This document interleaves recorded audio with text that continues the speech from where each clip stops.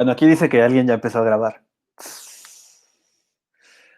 Bueno, entonces, al momento de realizar las simulaciones y responder las preguntas, pues pueden surgir muchos problemitas, computacionalmente y probabilísticamente y estadísticamente.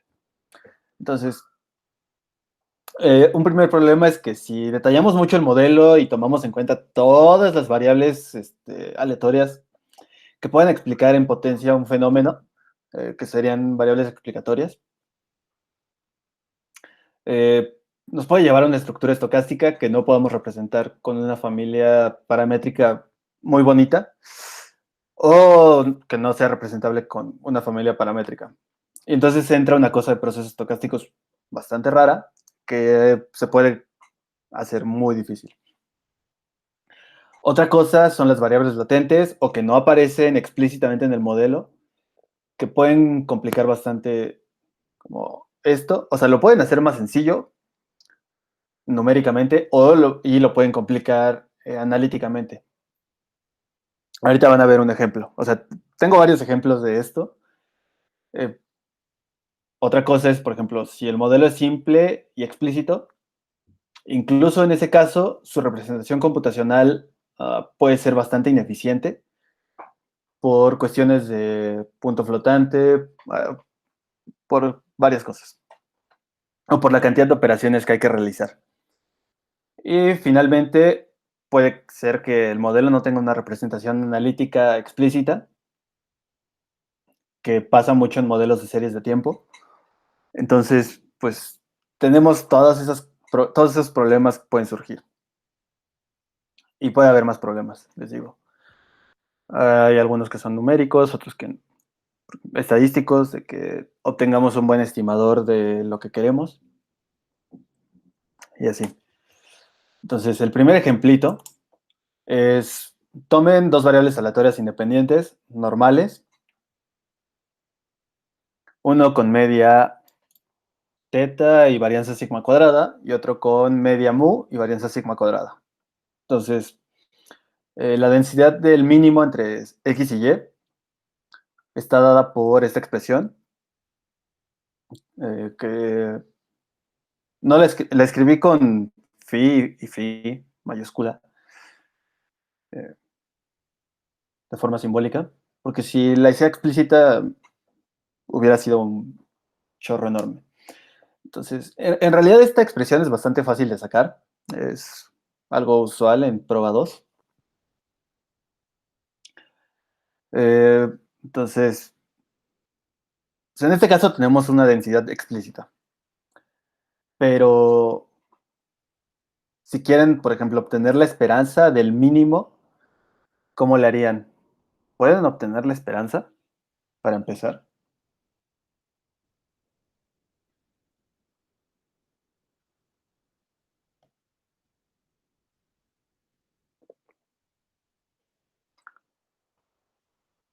¿Ustedes qué creen?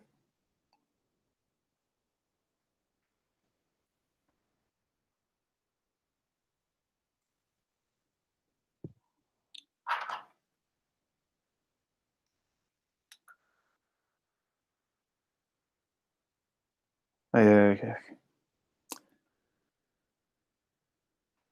Ivonne dice que no. Entonces, sí, o sea, tiene razón. Eh, Aunque la expresión de la densidad y de la distribución acumulada es bastante sencilla de obtener. Obtener la esperanza, la varianza, otros momentos, obtener la probabilidad de que el mínimo esté entre dos valores, ya no es tan sencillo. O sea, ya se vuelve algo bastante complicado hacerlo explícitamente y hay que recurrir pues, a la computadora. Entonces, este es un ejemplo en el cual las cosas se pueden complicar, incluso pues, se ve bastante sencillo, ¿no?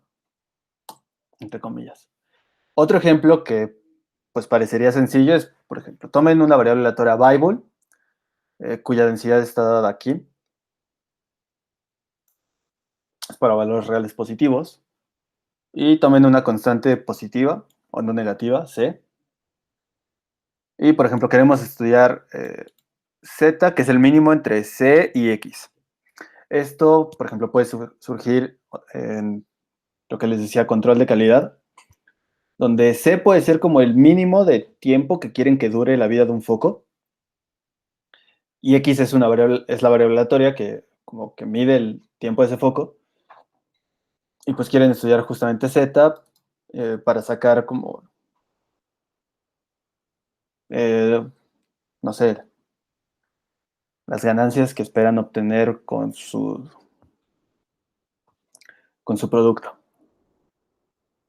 Ejercicios de prueba uno. Sí, el ejemplo uno era prueba 2. Este sí es prueba uno a lo mejor. Entonces, para poder obtener justamente, o sea, para poder estudiar esta variable aleatoria, que es el mínimo, pues necesitamos la distribución acumulada, necesitamos la densidad o cualquier cosa que lo caracterice. Entonces, la densidad en este caso está dada por esta expresión. Como ven, esta parte es la misma que aquí arriba. Y lo único que metemos es esta indicadora de que Z tiene que estar entre 0 y C. Y luego le añadimos una masa puntual en C, en ese punto. Entonces, en primera aquí voy a estar usando un poco libertinamente lo que es densidad, porque en este caso no es una densidad como tal. Pero bueno, como ven, eh, pues aquí ya tenemos algo que no es continuo, algo que no es discreto. Y otra vez, aunque analíticamente es fácil obtener esta expresión, si ustedes quieren hacer operaciones con esto, se va a complicar un montón. Y,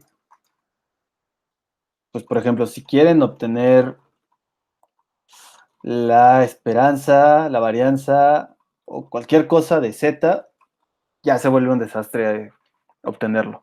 Entonces, pues mala suerte, ¿no? Ya no vamos a poder hacer lo que quisiéramos. Entonces, también para esto vamos a tener que recurrir a cosas de simulación. Otro ejemplo está dado por mezclas de distribuciones. Eh, Básicamente, en este tipo de modelos tenemos eh, una muestra aleatoria, digamos x1 hasta xn, en donde suponemos que las observaciones se generan eh, mediante una mezcla de distribuciones. ¿Y qué quiere decir esto? O sea, si tenemos dos o más distribuciones, que las vamos a representar por su densidad, recuerden que aquí estoy usando muy libertinamente densidad, entonces xy va a ser generada por la distribución fj con probabilidad pj. Es decir, que tenemos un vector de probabilidades, y como que seleccionamos con ese vector un entero del 1 al k, y pues, dado ese entero, seleccionamos una distribución. Entonces, eh, está, computacionalmente es más sencillo verlo.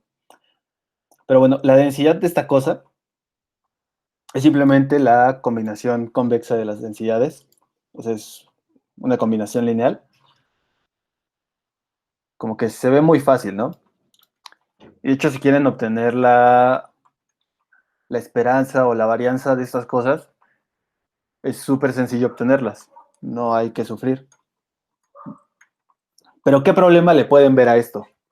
O sea, si suponemos que x1 hasta xn son independientes, ¿cuál sería la densidad conjunta de esa cosa, de x1 hasta xn?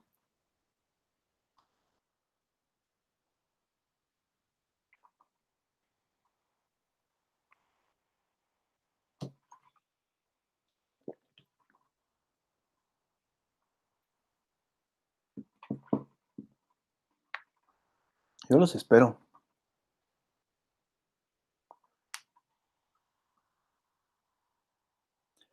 ¿Qué pregunté? Ok, mira, esta expresión es la densidad de xy. Y todas las observaciones se generan de la misma manera. Entonces, si supones que x1, x2 hasta xn son independientes, ¿cuál sería la densidad conjunta?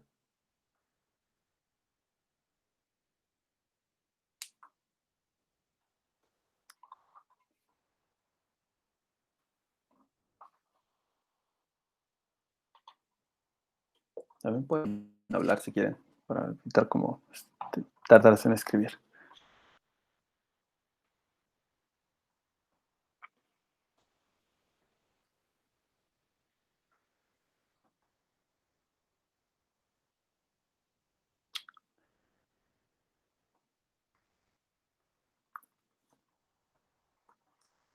Chale.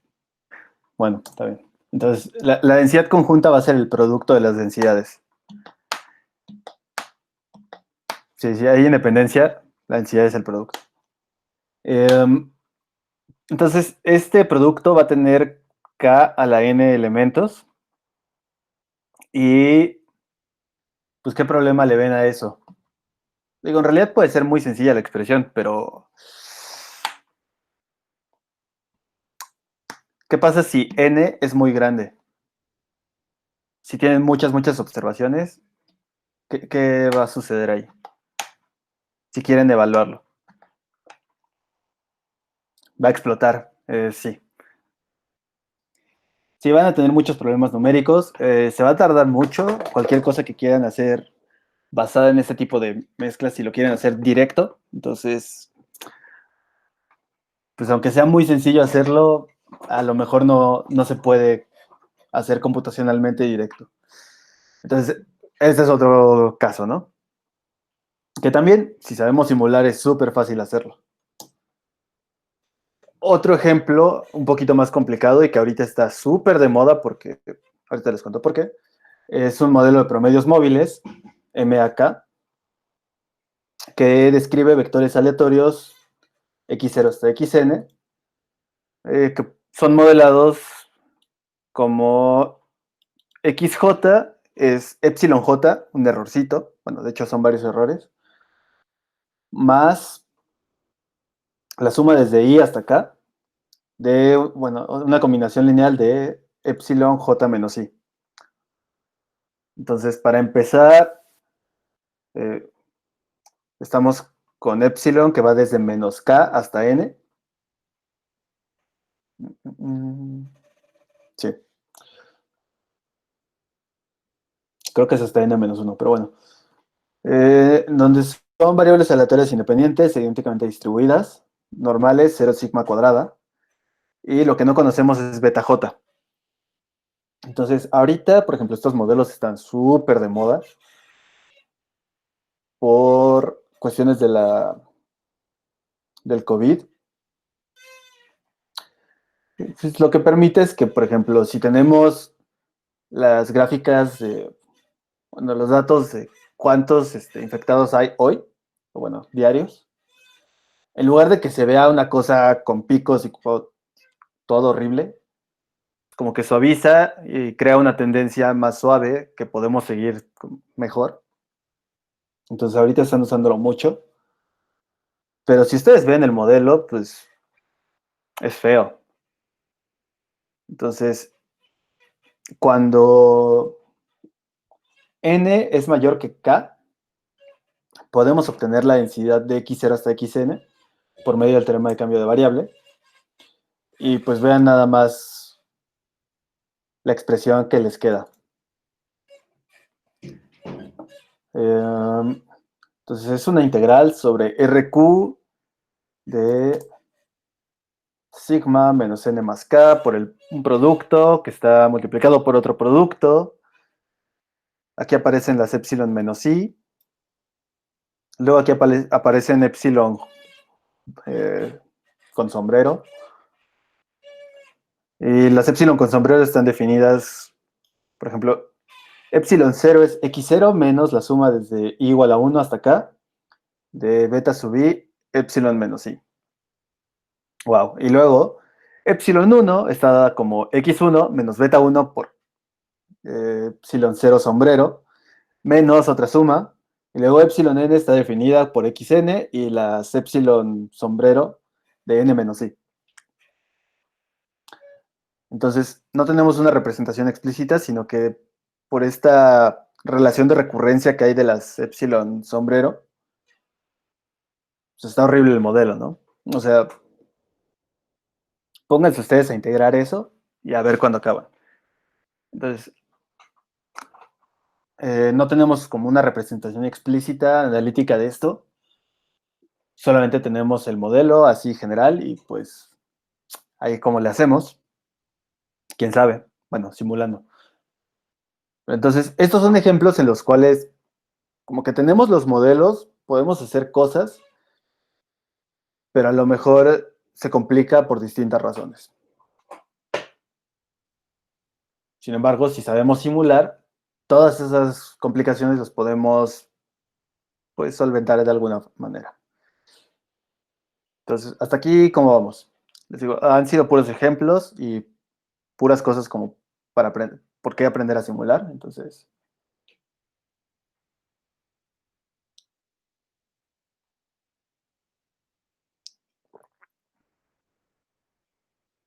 ¿cómo vamos? ¿Cómo vamos? ¿Todo bien?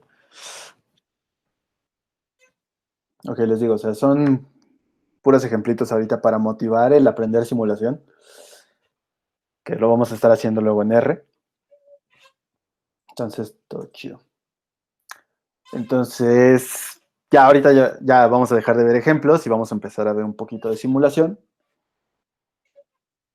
Entonces, para poder generar variables aleatorias así con distribuciones cualesquiera, las que ustedes se quieran inventar, lo que vamos a necesitar primero es simular variables aleatorias con distribución uniforme 0,1.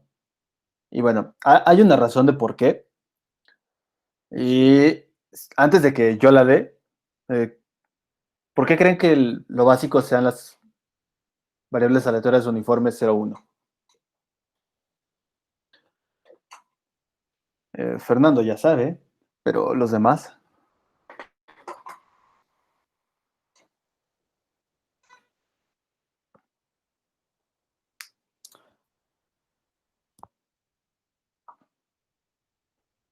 bueno, también. A ver, pues si ya saben, participen.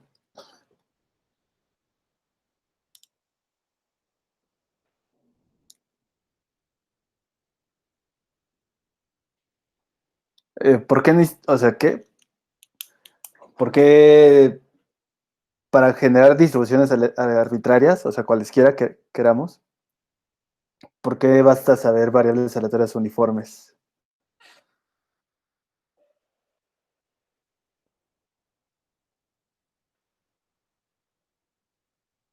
¿No? Ay, es un resultado que se ve en prueba 1, pero que nunca le ponen atención. Y es súper importante. Luego se puede generalizar a otras cosas, pero... Ok. Para poder darles el resultado con el cual se justifica esto, necesitamos definir lo que es la inversa generalizada de una función creciente. Entonces, la inversa generalizada se define de f, se define como el ínfimo de las x, tales que f de x es mayor o igual que u. Um,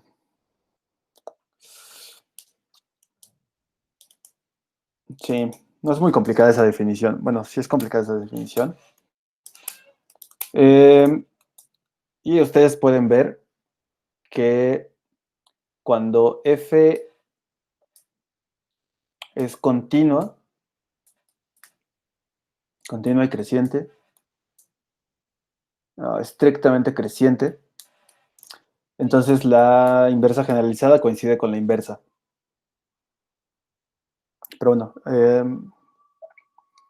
¿alguno de ustedes había visto esta función?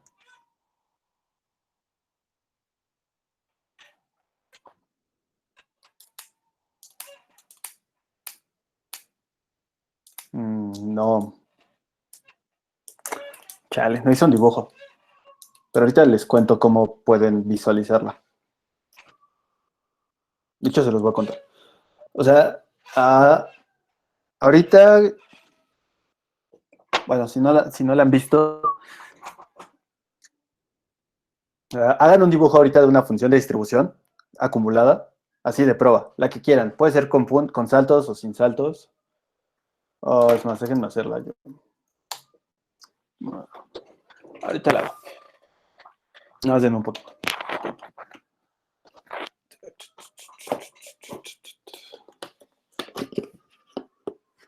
A ver. Ok, creen que no la han visto. Está bien, está bien. Entonces, nada más dejen.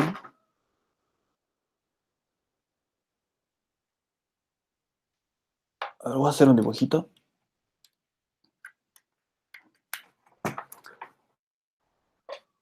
Siempre es súper bueno visualizar las cosas. A ver, entonces, voy a hacer dos.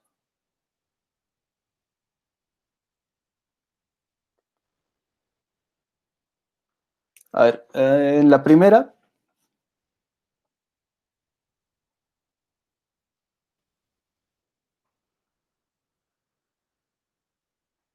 vamos a tomar una función que sea continua, creciente.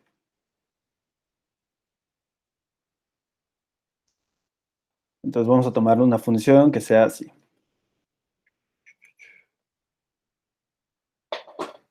La dibujé horrible y eso me va a molestar al rato, pero bueno. Entonces, a ver, la inversa f de u es igual al ínfimo de las x tales que f de x es mayor o igual que u. Y aquí vamos a acotarlo por uno. Entonces, esto es x y acá iría u. Entonces, supongan que este es justamente f de x. Vamos a obtener la inversa. Entonces, ¿para qué valores está bien definida la inversa generalizada?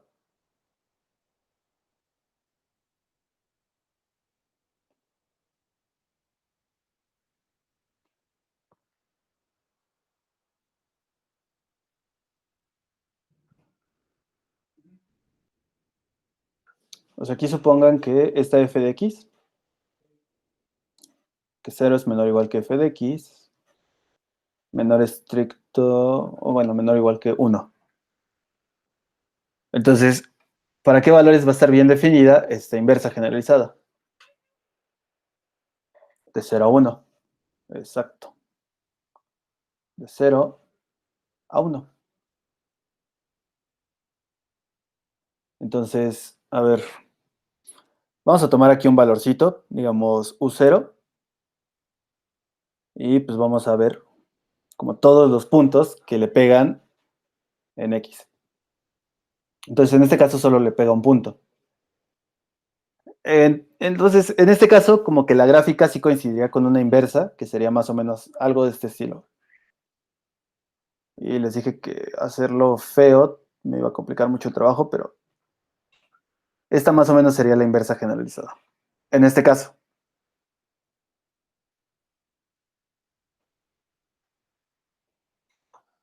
Entonces, el caso continuo, les digo, no es muy complicado. Ahora, los divertidos. A ver, ya sé. Vamos a suponer que x se distribuye Bernoulli de parámetro 1 medio. Entonces, ¿cómo se ve la función de distribución de x? Aquí es el 0, aquí va a estar el 1, aquí está el 1 medio, aquí está el 1. A ver, ¿cómo se ve la función de distribución de una variable aleatoria Bernoulli?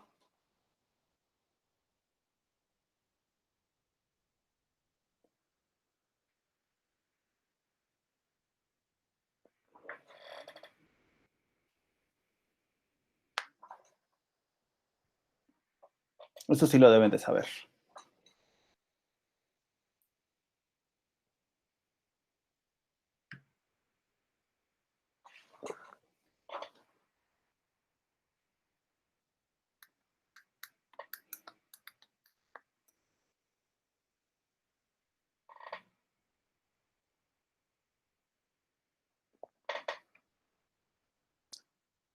Dos segmentos rectilíneos continuos por la derecha. O sea, sí, pero ¿de dónde a dónde?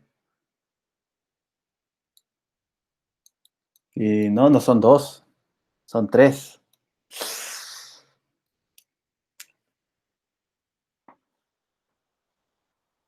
Ya participé mucho. Ok, puede ser, puede ser.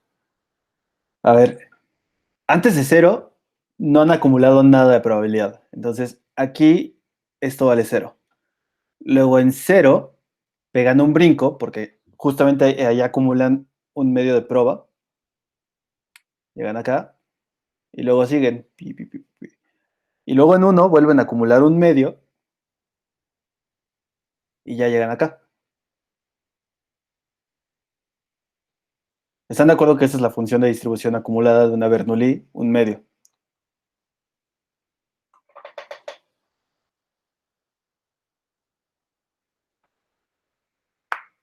Sí. Entonces vamos a obtener la función de distribución, digo, la inversa generalizada. Otra vez, ¿para qué valores está bien definida? Para valores entre... Ah, no, esta está bien definida para cualquier valor. Entonces, pues bueno, ahorita vemos qué onda. Entonces, esa es la distribución acumulada. No, espera. Entonces ahora vamos a ver la otra.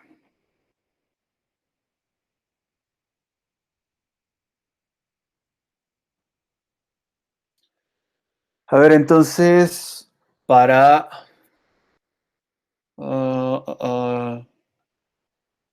sí, no lo voy a hacer para cero, porque va a pasar algo feo. Entonces dejen borro.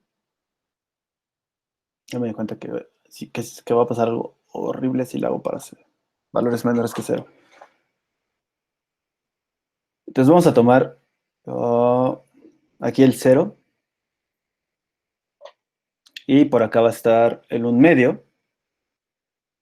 Y por acá va a estar el uno. Pinta tus dos rayas. Que no son dos. Ugh.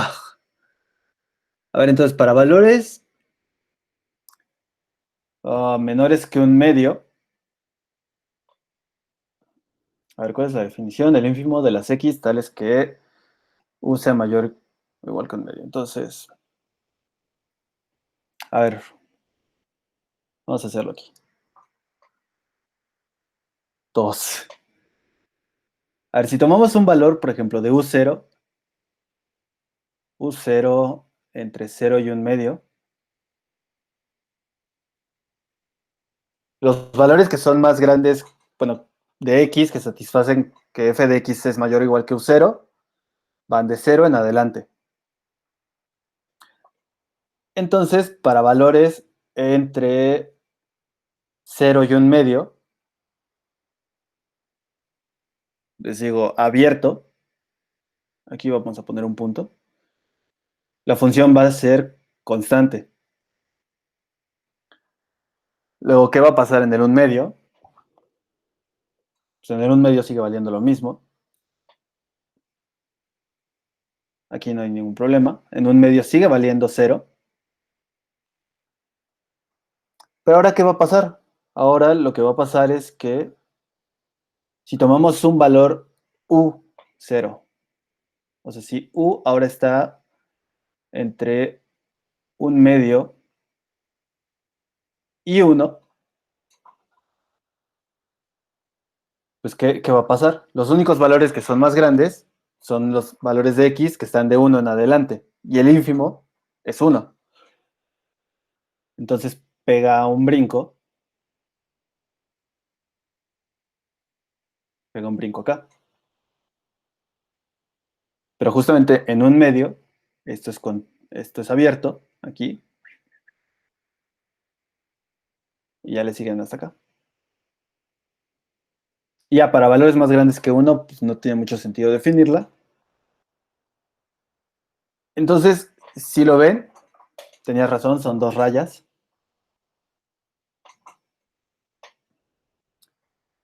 Se comporta bastante parecido a la función de distribución.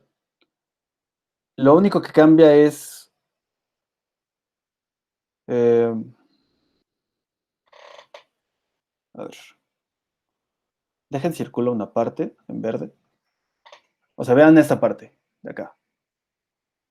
Esto se parece mucho a esto, ¿no?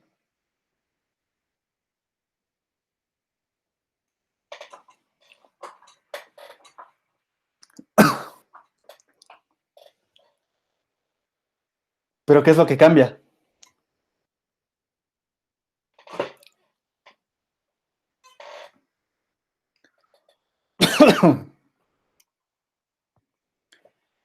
Sí, sí, sí, solo fueron dos, ya. La gráfica está volteada. Pues así como que volteada, no.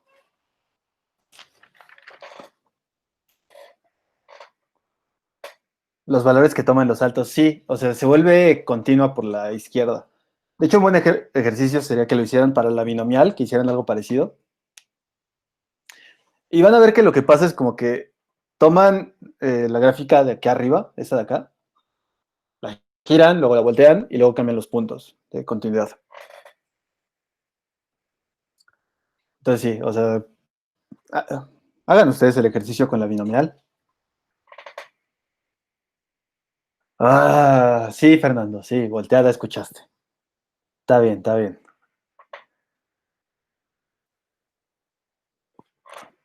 Pero bueno, como te molesta mucho hacer estos ejercicios, les voy a dejar hacer la binomial a ustedes para que ya no me anden molestando. Entonces ya, la inversa generalizada. Ahora, pues, ¿para qué sirve esto, no? La razón es el siguiente resultado. Si toman un uniforme 0,1, una función de distribución f, y a la uniforme le aplican la función inversa generalizada, entonces lo que obtienen, que es una variable aleatoria, va a tener función de distribución f. Entonces, la demostración no es es bastante sencilla. O sea, vean que para toda u en 0,1 y toda x en la imagen de la inversa generalizada, se van a satisfacer estas dos desigualdades. Entonces, con esas dos desigualdades, ustedes pueden ver que se satisface esta igualdad de conjuntos. Para que vean que esto es cierto, por ejemplo, aquí tomen un ux que satisfaga esto y aplíquenle la función de distribución. Con la función de distribución es monótona, pues f de x va a ser mayor o igual que f de la inversa generalizada evaluada en u, y por esa desigualdad u va a ser menor o igual que f de x. Entonces satisface esto. Y del otro lado, pues hacen algo parecido. Entonces, con las dos desigualdades de arriba obtienen la igualdad de conjuntos de abajo. Ahora, con esas igualdades de conjuntos, pues ya terminan. Si mi computadora quiere terminar. Porque es nada más, ok, x menor o igual que x, sustituyen x por su definición con la inversa generalizada. Luego, por la igualdad de conjuntos de aquí arriba, es lo mismo decir esto a decir que u sea menor o igual que f de x chiquita. Y como f de x toma valores entre 0 y 1, pues justamente la probabilidad de que u sea menor o igual que f de x termina siendo f de x. Entonces, de esta forma pueden generar cualquier distribución en una dimensión.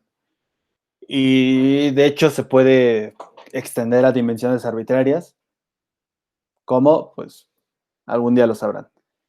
O a lo mejor no lo sabrán, pero se puede extender.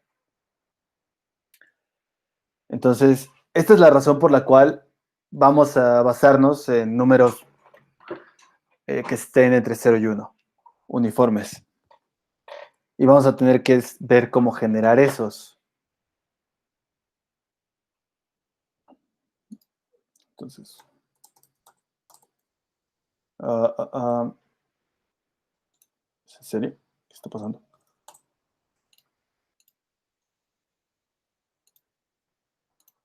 Ok.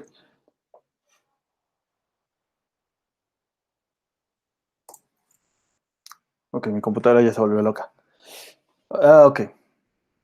Entonces, para generar variables aleatorias con función de distribución f, pues es lo que les decía, basta generar variables aleatorias uniformes, 0, 1, y aplicarles la función de inversa generalizada. Ahora, eso, no sé ustedes, pero no me suena un muy buen plan si no conocemos la inversa generalizada. Entonces, si la inversa generalizada no es conocida o fácil de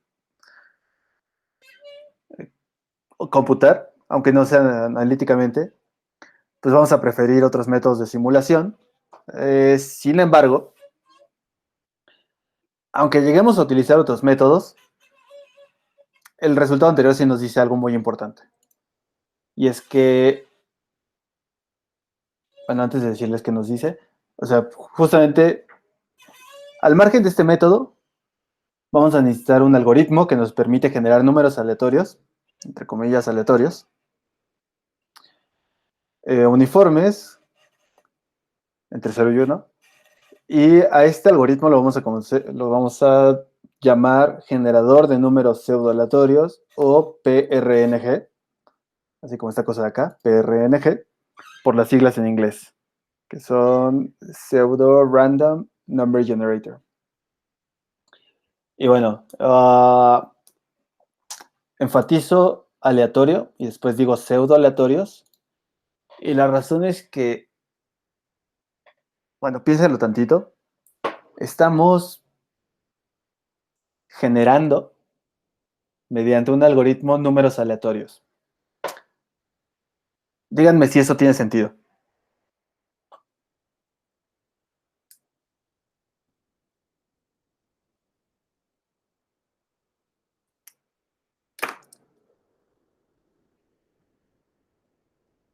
No, no, claro, pues no, no, o sea, como que no tiene mucho sentido decir, pues sí, es aleatorio algo generado por un algoritmo determinista. No tiene sentido. Entonces, aunque eso suene paradójico, es lo que vamos a hacer. Y lo que vamos a buscar es que los números que generemos o que parezcan uniformes. Y ahorita les cuento más de eso. Pero bueno, entonces. Maldita computadora. Entonces, pues bueno, si el punto anterior es este, de que no sea fácil computar la inversa generalizada, o sea, lo que sí nos permite ver el lema es que si tenemos un mal generador de números aleatorios o pseudoaleatorios, entonces pues no vamos a poder hacer gran cosa, porque si el generador de números aleatorios es malo, cualquier cosa basada en eso va a ser malo, cualquiera. Entonces, pues hay que decir que es un mal generador. Y hay dos cosas importantes, o sea, una cosa importante es no poder como saber a ciencia cierta el valor de xn más 1, habiendo observado n valores anteriores. Digo, si conocemos el método con el cual generamos estos números, pues no hay forma de no saberlo. Pero, si nosotros no hicimos el generador y empezamos a simular variables uniformes 0, 1, y podemos adivinar, digamos, ya simulamos 10, entonces vemos el patrón, y la variable aleatoria 11 la podemos predecir así fácilmente, pues eso sería un mal generador. ¿Qué otra cosa sería mala? Que no sea reproducible.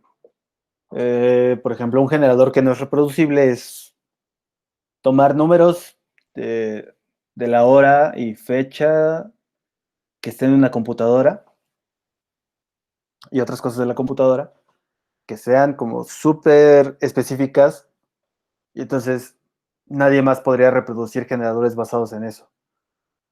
Por ejemplo, la temperatura de mi computadora. Podríamos usarla para generar números, pero hay varios problemas ahí. O sea, la temperatura no sabemos si es uniforme, puede que no lo sea, Y probablemente ahorita mi computadora no vaya a estar a la misma temperatura que en un día soleado, con todas las ventanas abiertas, corriendo a máxima potencia algo. Entonces no voy a poder reproducir resultados que tenía antes. Y eso es bastante malo. Y ya se arregló. Ok. Entonces, con eso en mente, vamos a dar una definición. Bueno, les voy a dar una definición de un generador, de lo que es un generador. Y un generador es un algoritmo que, comenzando con un número entre 0 y 1, que vamos a conocer como semilla, y una transformación de, ahorita vemos eh, unos ejemplos, tres, va a producir números UN mediante la regla de correspondencia de n, que es la composición n veces consigo misma de d, de u0 para n mayor o igual que 1. Y entonces, lo que vamos a querer para que sea un generador de números pseudo-aleatorios es que para toda n, esta muestra que generemos de u1 hasta un reproduzca el comportamiento de una muestra aleatoria b1bn, que sean uniformes 0,1, bajo ciertas pruebas que hagamos. Entonces, es importantísimo dentro de esta definición que podamos hacer pruebas de que u1 hasta un son uniformes. Eh, si no podemos hacer pruebas, no va a ser reproducible, no es un buen generador. ¿Qué otra cosa? Por ejemplo, si ustedes generaran dos muestras,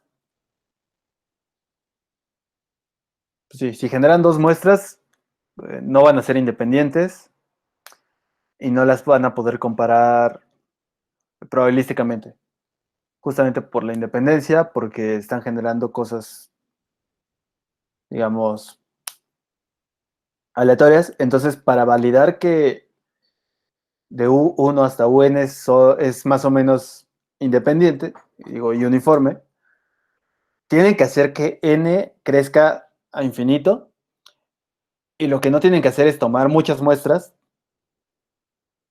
con una N fija y hacer que el número de muestras tienda a infinito. Porque las muestras no van a ser independientes entre sí y no van a poder comparar los resultados que obtengan de una con la que obtengan de otra. ¿Sí tiene eso sentido? O sea, ¿sí les hace sentido eso?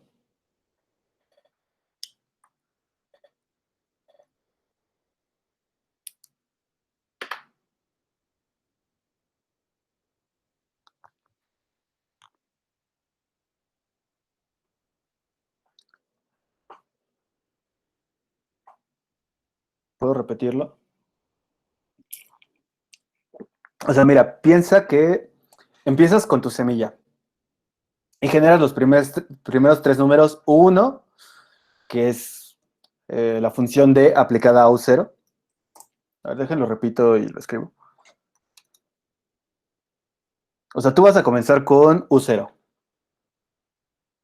Entonces tú vas a generar, por ejemplo, U1, que es igual a D de U0.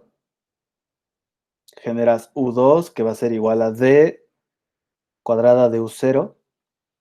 O lo que sería lo mismo, D de U1. Luego generas U3, que va a ser igual a D de U2. Y así, ¿no? Entonces, si tú quieres ver que en realidad estás generando algo, pues, que como que parece uniforme, independiente y todo eso, lo que tendrías que hacer es tomar como U1 hasta UN y luego hacer que N tienda a infinito. Porque, supón, esto es lo que les decía, no sé, dejamos N igual a 3 y empezamos a tomar muchas muestras. Tomamos, no sé, U1, U2 y U3. Tomamos una muestra. Luego tomamos otra muestra que va a ser U4,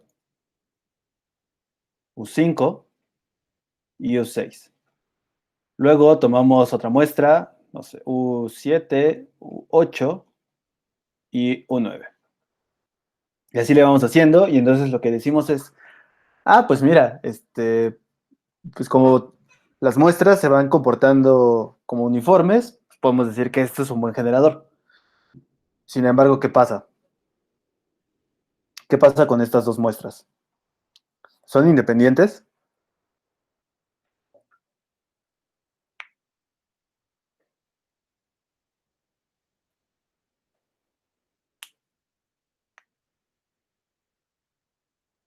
O sea, no son independientes.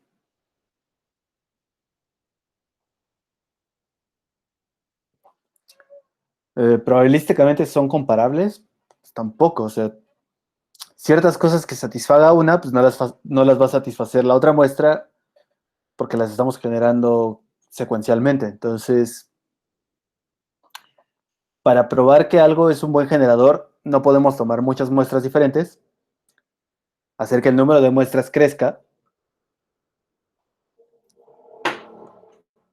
sino que necesitamos tomar una muestra muy grande y pues así hacer que se vaya infinito. ¿Están de acuerdo?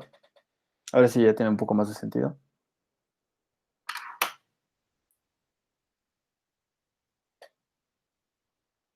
Ok, entonces necesitamos tomar una muestra enorme y hacer una prueba con eso.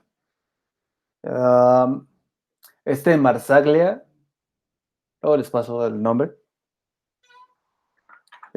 hizo una batería de pruebas, así muy grande, que se llama Die Hard, como la película, Duro de Matar, eh, que a lo mejor lo veo ya que tenga que hacer la parte de R.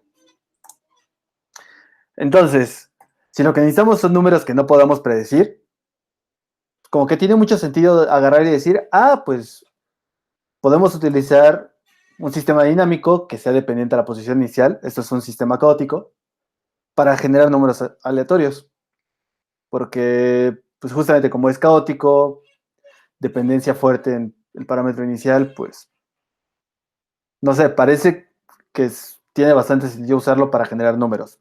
¿Sí o no? Como que son difíciles de predecir, no sé. ¿Qué opinan?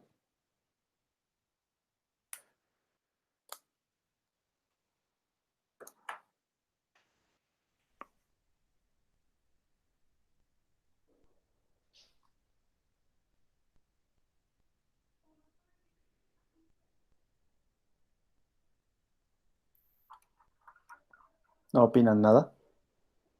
También está bien no opinar. ¿Tiene sentido? Parecería que sí tiene sentido. Entonces, les voy a dar algunos ejemplos de como, funciones que generan sistemas caóticos. La función logística es uno, que es algo súper sencillo. Alfa por x por uno menos x para valores de alfa entre 3,57 o salir una coma y no un punto. Y 4. Y otro es la función que es una tienda de campaña, dada por 2x, la indicadora de 0 a un medio de x, más 2 por uno menos x, la indicadora de un medio a uno. Ahora, estas generan cosas bastante interesantes. De hecho, si alfa es igual a 4 y generan la sucesión xn más uno igual a d alfa de xn, entonces yn parece que se vuelve uniforme y parece tener muchos, o sea, parecerían ser uniformes, pero les digo, ya que hagamos la parte de programación, vamos a ver que no es un muy buen método. Y hay algunas razones de eficiencia dentro de esto que no es un gran método.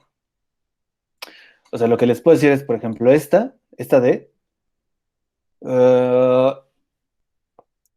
por cuestiones computacionales de punto flotante, eventualmente va a converger a un punto fijo. Entonces, pues no va a ser muy útil. Y esta otra, lo que va a pasar es que vamos a poder predecir con el valor, eh, con un valor hasta 10 lugares después, o sea, hasta 10 simulaciones después. Entonces vamos a tener que descartar muchas simulaciones y va a ser un generador muy ineficiente. Entonces, aunque en teoría suene muy bien esta parte de utilizar como sistemas caóticos, en la práctica no son muy buenos, lo cual es malo. Ahí creo que ya con este generador voy a acabar hoy. Otro generador muy usado es un generador congruencial. Entonces, quitemos ahorita la restricción de que los números que generemos tienen que estar en 0 y 1. Y vamos a generar números entre 0 y m, con m el mayor entero que sea representable computacionalmente. Entonces, para a y b enteros, podemos utilizar la función ax más b, y esto, tomarle el módulo m más 1, lo cual nos va a dar números entre 0 y m. Y después eso lo dividimos entre m y ya lo podemos mapear a 0, 1. Entonces, pues esto genera números, de hecho es uno de los básicos. Tampoco es muy bueno, pero eh, es fácil de programar y es usado después para otras cosas. Entonces, lo que pueden ver es que para cada n, la función genera puntos x de xn, y esos puntos van a caer sobre ciertas rectas paralelas. Entonces, si maximizamos el número de rectas paralelas sobre las que puede caer este x de xn,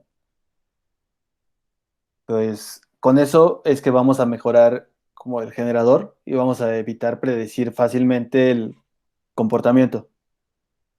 Si tenemos como muy poquitas rectas paralelas, lo que va a pasar es que nos vamos a ciclar muy rápido y nuestro generador va a ser terrible. Pero eso lo vamos a ver ya más adelante en R con simulación. O sea, les voy a enseñar cómo ver esas cosas. Y bueno, una buena elección para los parámetros es esta cosa con m igual a 2 a la 32 menos 1. Entonces, con esto se puede hacer un generador congruencial relativamente bueno. Eh, pues ya no me dio tiempo de pasar otras cositas que tenía para hacer un generador un poquito más robusto.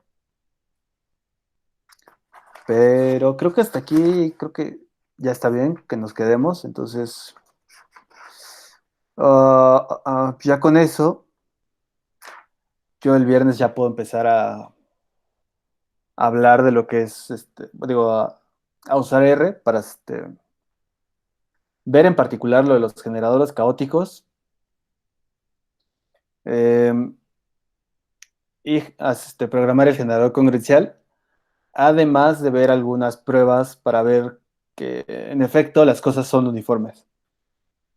¿Qué les parece ese plan?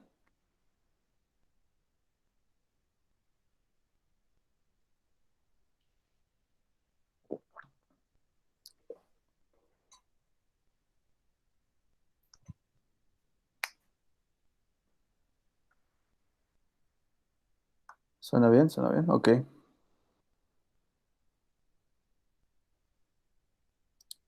Mira, llegó Valeria. ¿Cuándo llegó?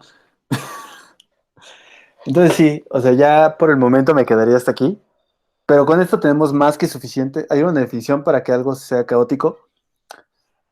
Sí, que las trayectorias dependan fuertemente de la posición inicial en la que comience tu sistema.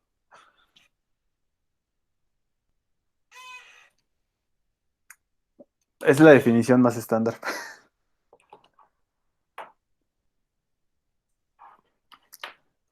Sí, sí, sí. Eh, pero sí, les digo, con esto que tenemos ya sí podemos armar una buena sesión de R. Eh, la cual también iré haciendo en vivo. Bueno, no, esa sí la voy a hacer en vivo. Es bastante más fácil de hacer que esto.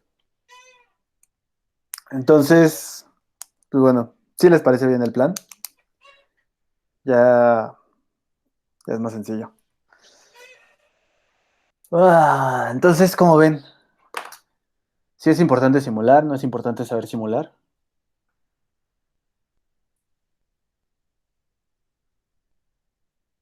Si quieren, ya podemos dejar de grabar. A ver. Uy, güey. ¿Dónde quedó mi pantalla? Aquí está mi pantalla. Dejar de presentar.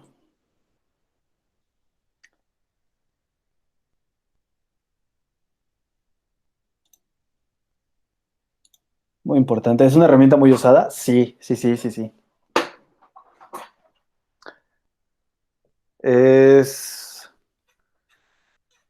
pues ahorita en estadística bayesiana es demasiado usada. Les digo, en finanzas es también súper usada. Mm, en, en riesgo se usa mucho para pues, hacer simulaciones de cuándo quiebran las cosas. Entonces sí, o sea, creo que sí es importante saber simular. Y pues, bueno, en realidad en biología, en sistemas, sí es cierto. Tú has tenido que usar eso últimamente, ¿verdad?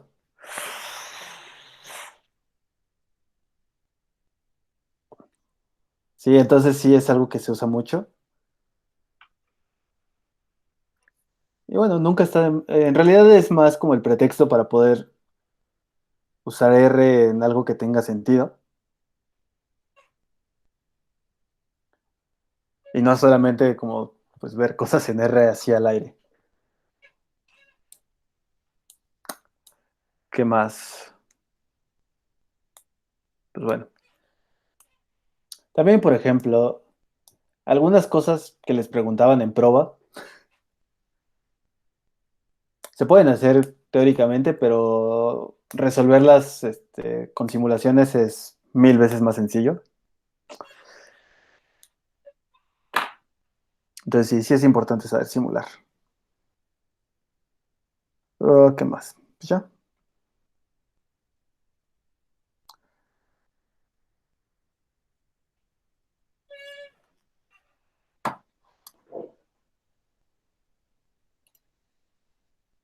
Yo no puedo detener la grabación. Jejeje. Pero sí, ¿cómo ven? ¿Cómo ven?